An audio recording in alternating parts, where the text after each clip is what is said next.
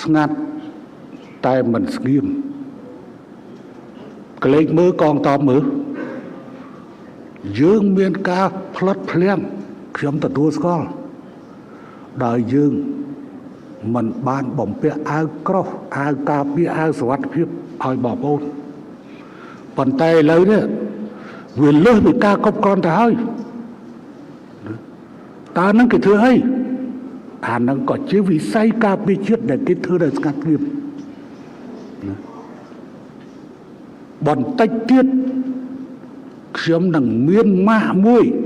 DSS សម្រាប់ផលិតបំពាក់ឲ្យកងទ័ពឲ្យនាំចេញទៀត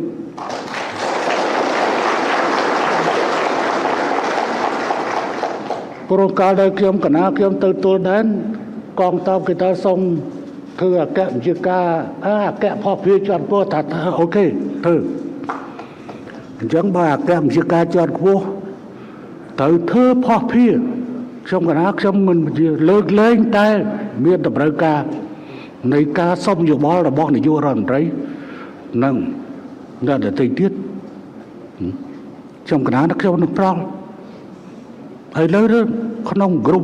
នៅក្នុងក្រុមចុចភ្លាមគឺមានអ្នកដែលត្រូវចូលរួមប្រជុំយ៉ាងម៉េចដោះស្រាយយ៉ាងម៉េចដោះស្រាយយ៉ាងម៉េច Mobile App ក្រសួងព័ត៌មានប្លែកលឿនទុកចិត្តបាននៅពេលណាទីណាក៏បាន